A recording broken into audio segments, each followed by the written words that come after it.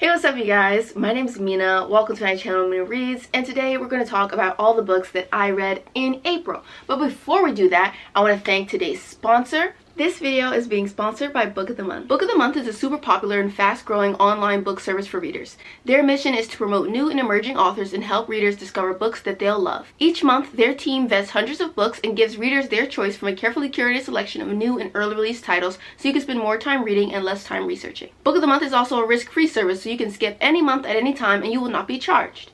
In addition to that, they have the best price for new released hardcover fiction. How Lucky by Will Leitich, a story about a disabled man who ends up being the sole witness to a crime. The Last Thing He Told Me by Laura Dave, a propulsive story of a new wife and stepmother who must unravel the mystery left behind when her husband disappeared. Then we have Things We Lost to the Water, a moving multi-generational saga about one family's attempts to weather the storms confronting them in an adopted home. Then we have Imposter Syndrome by Kathy Wang. Big Brother turns into Big Sister in this piercing take on Silicon Valley and the misogyny that keeps it ticking. And finally, and most excitingly in my personal opinion, we have Ariadne by Jennifer Saint. This book is a mythological retelling of the story of Theseus and the Minotaur, and so we are following Ariadne, who is King Minos's daughter, and is told entirely from her perspective, and I'm incredibly excited about this because I absolutely love mythological retellings, and so yeah, I'm really excited about this one. So if any of those titles stick out to you, I will leave the link to Book of the Month in the description below, and you can check out the code that I'm going to leave here on the screen to get your first box for $9.99. And I want to thank you guys for 30,000 subscribers. You're all amazing. Thank you so much for subscribing. Appreciate you a ton. So yeah, let's just get right into this video. In all honesty, I didn't have a great reading month in April. In the comments below, you can let me know what your favorite book you read in April was, because I could totally use the recs because I'm trying to get my reading back on track. First book that I read in April was actually Spy Family Volume 2, and this is a manga. It's about this dude. He's a spy and he's doing this undercover mission where he needs to pretend to be like a family man. So he needs to pretend to be a family man and he needs to enroll his child in this school so he can get close to this powerful political guy. So he ends up adopting a child and he ends up like fake marrying this lady, so they have like this marriage of convenience so that he can pose as a family man. What he doesn't know is that the child that he adopts is telepathic and his new wife is actually an assassin. So she doesn't know that he's a spy and he doesn't know that she's an assassin, but they're trying to have like this fake double life together with their telepathic child who they don't know is telepathic. And so it's really funny because the child, her name's Anya, she can like see what they're thinking. She loves them, right? But she also knows that they're both like murderers, and she's like, oh my god, like mom and dad are so scary. And it's just, I don't know, it's just really cute, it's really funny, and I liked it a lot. It's very domestic, but it's also kind of fun. There's a little bit of like, you know, political intrigue, some action there. So it's definitely a cool manga, and I want to continue. I have the next volume on hold at my library, so I can't wait to try that one out. I think I gave that one 4 stars. So basically, Reverb is about these two characters, Mish and David. David is a security guard and Mish is a guitarist in this like famous rock band or whatever. So basically, Mish has a stalker and David is hired on to be her new bodyguard to protect her from this stalker. Cool. I think Mish and David, they were nice, they had cool chemistry, and I liked them. They bantered a lot, and you know, it was cute. I think that, like, you know, there was some steaminess there, and that was fine. But I actually ended up really disliking this book because David was egregiously bad at his job. As I mentioned, Mish has a stalker. So Mish has a stalker and David is hired to protect her from this stalker. However, the stalker gets to her like 4 times in the book after he has been hired. And I don't think that this is like a personal failing on David's part, just like as an individual, but I think that it's entirely idiotic that he is like in charge of their security, but he didn't hire anybody to help him. Why did he ever think that he could be like a private bodyguard for one person as well as securing the entire venue every time they do like a show for their tour and protecting like the 3 other members of the band? It doesn't make any sense. And so they keep having these issues with like security breaches and people getting close to Mish and like she gets attacked and all this other stuff, and that causes issues in their relationship because David is like, I feel bad that I couldn't protect you, Mish. And then Mish is like, it's fine, it's not your fault, blah blah blah. And I'm like, obviously it's not his fault that a stalker is stalking her, but it is his fault that he can't protect you because He's an idiot. Why in the entire fuck did he not hire more security? I don't get that. And I just feel like the fact that they only hired that little one security guard causes all of the plot issues that they have. Like, literally just hire more people. It is not that difficult. And it's a shame because I feel like that aspect, like, it really bothered me, because it bothered me that Mish kept getting attacked. Like, her stalker kept getting close to her. He was like stealing memorabilia from her. It was like very uncomfortable and like creepy to read, and it was just annoying that this is a bodyguard romance. And I felt like David was so ineffectual as a bodyguard. Like, I don't know, like, he did not need to be the bodyguard if he was going to be that bad at his job. It just was bothering me to the extreme. So I don't know, I just felt like I couldn't enjoy it as much as I wanted to. And this story was super queer. There was kind of like some found family vibes to it. David, he's a trans man, and I really like David as a person, but as a bodyguard, he was horrible. He was really terrible at his job, and it bothered me. So I didn't like this book anywhere near as much as I should have. And I just feel like the conflict that they were having could have been solved so easily, but they didn't, because they had absolutely no fucking brain cells. So I had to give this book 2 stars. Like, it could have been good, but it wasn't. Okay, after that I read Misadventures of a Curvy Girl by Sierra Simone. So it's about this girl, she's a reporter, and she's going to do some story about farmers in Kansas or something like that. So she goes to this guy. She's like supposed to be doing an interview with this farmer. So she goes to his farm, and turns out that the farmer is super hot, and the farmer is also like in a relationship with his best friend. And so she like joins their relationship, which is cool. I love a good polyamorous story. I do. But something about this story, like, I didn't like it. I gave this book 2 stars. I didn't like it that much. Like, there were some sex scenes, and I feel like the sex scenes were alright. Like, you know, they didn't knock my socks off. Like, they were okay. But I felt so frustrated with the fact that I felt like there was no development of their emotional relationship. But the story is all like, oh my god, like, they're so in love, and like they're moving in together and all this shit. And it's like, how are they in love? Like, what do they know about each other? They literally just met. Like, just because the protagonist allowed these men to DP her does not mean that they are in love. Like, she does not know them. They don't know her. Like, it just doesn't make sense. So, I don't know. Usually, insta-love doesn't bother me that much, but the insta-love in this just didn't make no fucking sense. So, like, sure, they have hot sex, good for them, but I just feel like the relationship development was severely lacking. And I also didn't feel like the sex scenes were like, you know, woo, spicy enough that it was, you know, it was making up for the fact that I found their relationship to be boring and unbelievable.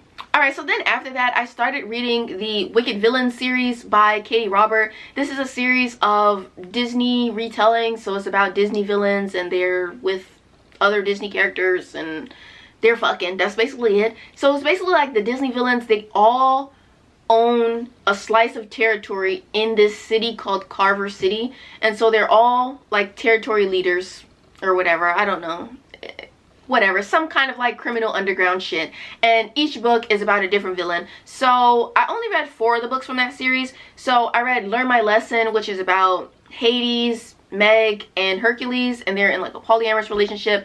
I gave that book 3 stars. That book might need 2 stars actually.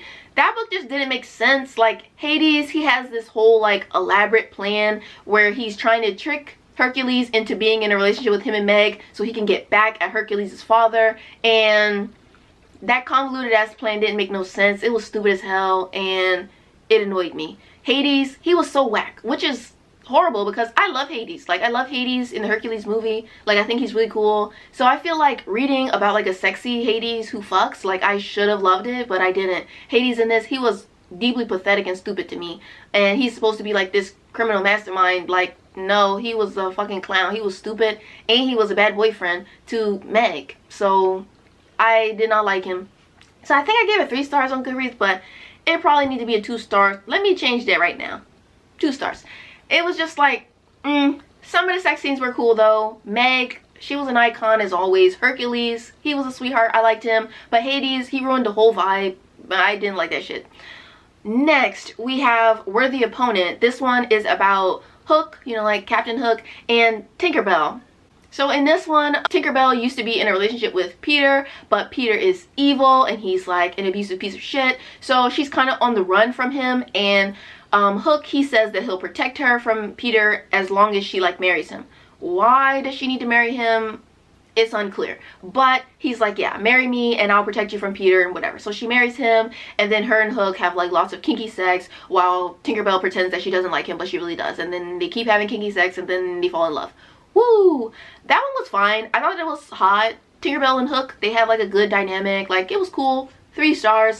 Then I read the best book in the series, which was called The Beast. This is a Beauty and the Beast retelling, obviously. So it's about Belle, the Beast, and Gaston. So in this, Belle, the Beast, and Gaston, they all used to be in a relationship. They were in like a polyamorous relationship, but the Beast and Gaston, they weren't in a relationship together. They just had like their own separate relationships with Belle, but everybody knew it was all consensual. So basically, some issues arise in their relationship because the Beast and Gaston, they kind of want to move their relationship forward with Belle. Like, they both want to marry her and like settle down with her and stuff. And so they want her to pick between the two of them. But Belle can't do that. You know, she can't decide who she wants to be with. And so they all end up breaking up and their relationship falls apart, and it's really messy and it's wild. So Belle's family is like a territory leader, because I mentioned that before. Like, everybody in this book, they're like territory leaders in this city, whatever. So Belle's family, they are territory leaders, and the Beast and Gaston, they like work for Belle's family.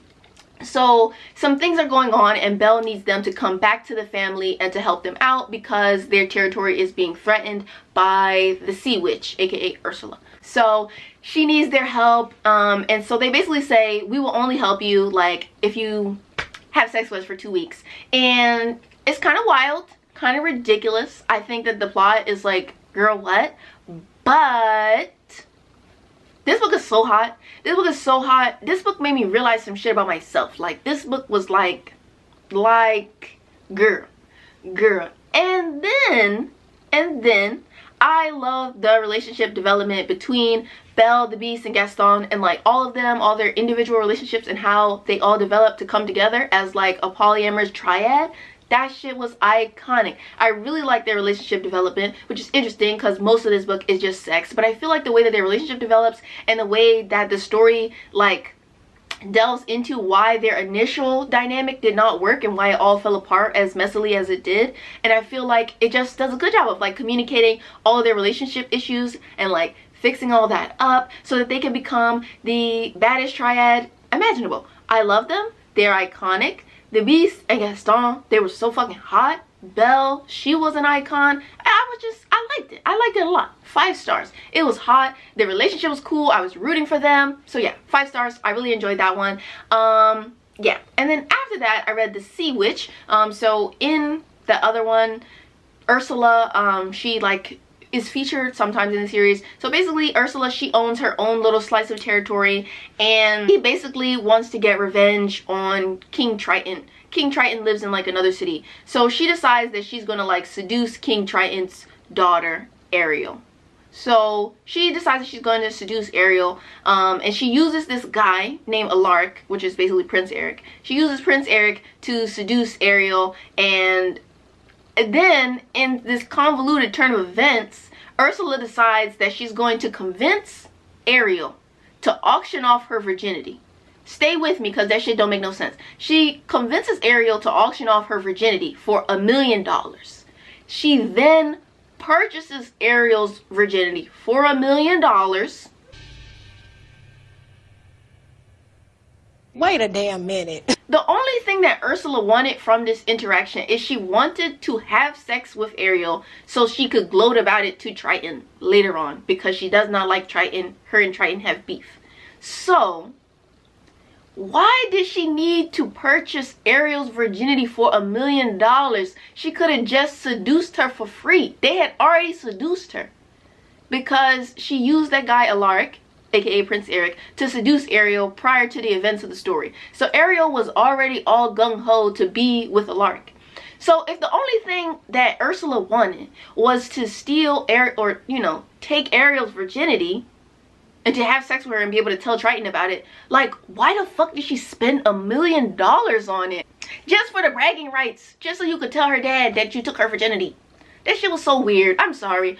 I know that Katie Robert is like a fan favorite in the romance community, but that shit was just weird. Like, it didn't make no sense. It just was a lot. Like, I didn't like anything about this book. Like, oh, I gave that one 1 star. It was, no. For the most part, I'm not a fan of the Wicked Villain series. Like, it was fine. Katie Robert, she writes a good sex scene, but I just didn't like the series. Like, I just felt like it was like, after that, I read Maybe One More Time by Christina C. Jones, and this is about this girl. She owns like a car dealership. But there's this dude, his name is Blue, and he's like the leader of a motorcycle club, and he purchases like a large sum of motorcycles from her for his club. And basically him and her, they have sexual tension, and then they have sex, and then whatever. It was fine. It was like 3 stars. After that, I read Twice Shy by Sarah Hogle. It's about this character named Maybelle, and Maybelle's aunt has recently passed away, and she has given Maybelle her estate. So when Maybelle goes to, you know, like claim her new property, she finds out that her aunt's groundskeeper still lives there, and he is also in the will, so they have to like share the estate. And they both have like wildly different ideas for what they want to do with it. She kind of wants to convert the estate into a hotel. He wants to make it into like an animal sanctuary. And basically it's just like this little slow burn, it's not dislike, but it's kind of just like a slow burn relationship between them, where there's kind of this push and pull because they have different visions for what they want the property to be, and blah blah blah. I personally did not like this book. Like, I didn't have any fun reading it. I didn't like Maybelle as a character. Not that she did anything wrong, but she was just a particular brand of quirky that like I don't like, and I was just like uninterested. Then I don't know, I just didn't like being in her head. She was not a protagonist that I personally enjoyed following, so it was kind of boring to read, especially because the entire book is in her POV. And then her love interest Wesley, like, he's cool. It was nothing particularly interesting nor swoon worthy about him as a person. Like, he was fine. I did like the like social anxiety representation through his character. I like the way that his anxiety was represented and like how he was dealing with it and stuff, but personally, I just didn't like their romance. I thought that it was boring. I don't necessarily like slow burns. I didn't like the protagonist. It was just, it was not fun. So I gave it 2 stars.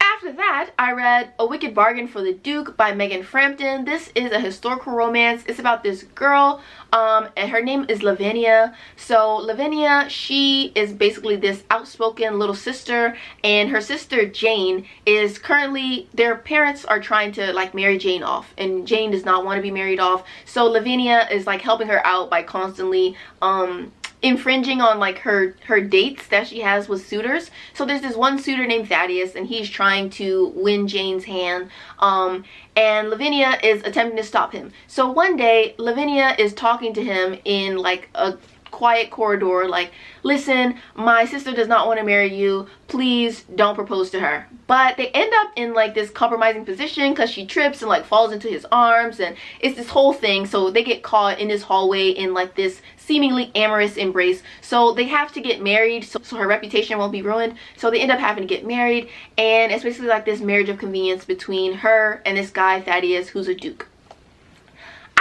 That this book was like cool. I was liking it at first. I thought it was kind of funny. Lavinia, I think she's a cool character. I really like her personality. She's like an author, and I thought she was just really cool. She was really funny. She was really sweet, and I enjoyed her a lot. I think this is like a 3-star book because it was enjoyable. I did like Lavinia a lot, but I didn't like love their romance. It was just, it was fine. It was okay. It was okay. That was it.